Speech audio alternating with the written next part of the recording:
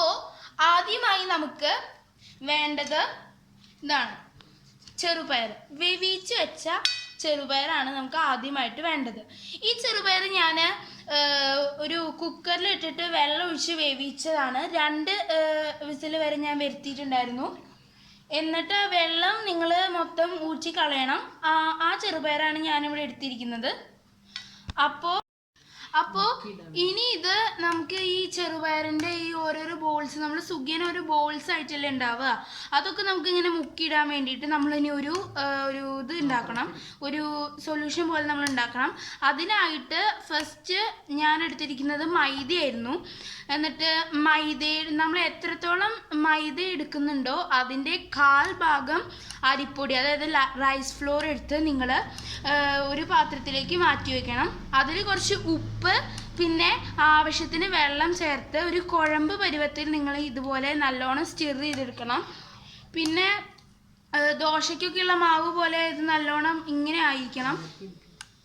പിന്നെ നിങ്ങൾക്കിതിൽ ഈ ഒരു കളർ കിട്ടണമെങ്കിൽ വേണമെങ്കിൽ മാത്രം, അത് ചോയ്സാണ്, നിങ്ങൾക്ക് വേണമെങ്കിൽ ഒരു നുള്ള് ടെർമറിക് പൗഡർ ആഡ് ചെയ്യാം, അതായത് മഞ്ഞൾപ്പൊടി നിങ്ങൾക്കിതിൽ ആഡ് ചെയ്യാം. അപ്പോൾ ഈ ഒരു കളർ കിട്ടും. ഒരു കളറിന് വേണ്ടിയിട്ടാണ് ഞാനിത് ആഡ് ചെയ്യുന്നത്. അത് നിങ്ങൾക്ക് വേണ്ട എന്നുണ്ടെങ്കിൽ നിങ്ങൾക്ക് ആഡ് ചെയ്യേണ്ട ആവശ്യമില്ല, എങ്ങനെയായാലും കുഴപ്പമില്ല. അപ്പോൾ ഇനി ഞാൻ എടുത്തിരിക്കുന്നത് തേങ്ങ ചിരകിയതാണ്.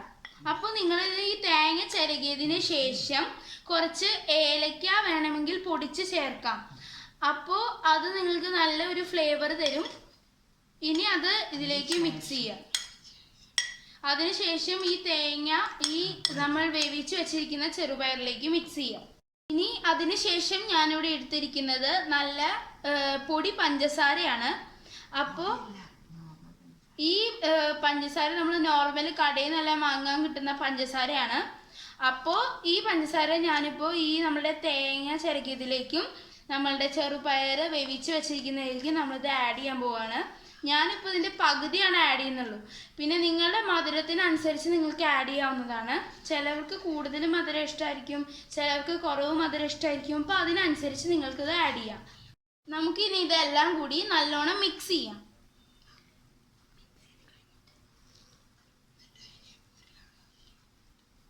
ഇനി ഇത് വേണം നമുക്ക് ഉരുളകളാക്കി മാറ്റാൻ വേണ്ടിയിട്ട്. അപ്പോൾ നല്ലോണം മിക്സ് ചെയ്യാം. ഇനി നമ്മളുടെ കയ്യിൽ പിടിക്കാൻ വലിപ്പമുള്ള അത്ര ബോൾസ് ആക്കിയിട്ട് നമുക്ക് ലഡുവിൻ്റെ സൈസുള്ള ബോൾസ് ആക്കി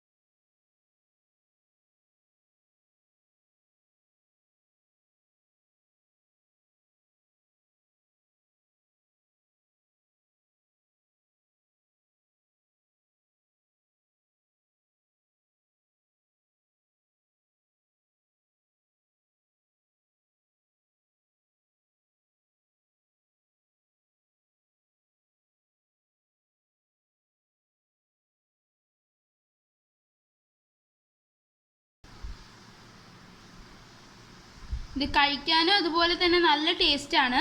അപ്പോൾ ഇതെല്ലാവരും വീട്ടിൽ ട്രൈ ചെയ്യാൻ മറക്കരുത്. പിന്നെ ഒരു കാര്യം കൂടി, നമ്മളുടെ ചാനൽ പുതിയതായിട്ട് കാണുന്നവർ ആരെങ്കിലും ഉണ്ടെങ്കിൽ പ്ലീസ് ഡു സബ്സ്ക്രൈബ്. പിന്നെ താഴെ കാണുന്ന അതിൻ്റെ ബെല്ലൈക്കണും നിങ്ങൾ ക്ലിക്ക് ചെയ്യാൻ മറക്കരുത്. അപ്പോൾ ഞങ്ങൾ അയക്കുന്ന എല്ലാ വീഡിയോസും നോട്ടിഫിക്കേഷൻ സഹിതം നിങ്ങൾക്ക് ലഭിക്കും. മാത്രമല്ല, ഈ വീഡിയോ ഇഷ്ടപ്പെട്ടെങ്കിൽ ലൈക്ക് ചെയ്യാനും മറക്കരുത്. കൂടാതെ നിങ്ങളുടെ ഫ്രണ്ട്സായിട്ടെല്ലാം ഷെയർ ചെയ്യാനും മറക്കരുത്. Okay, thanks for watching. By.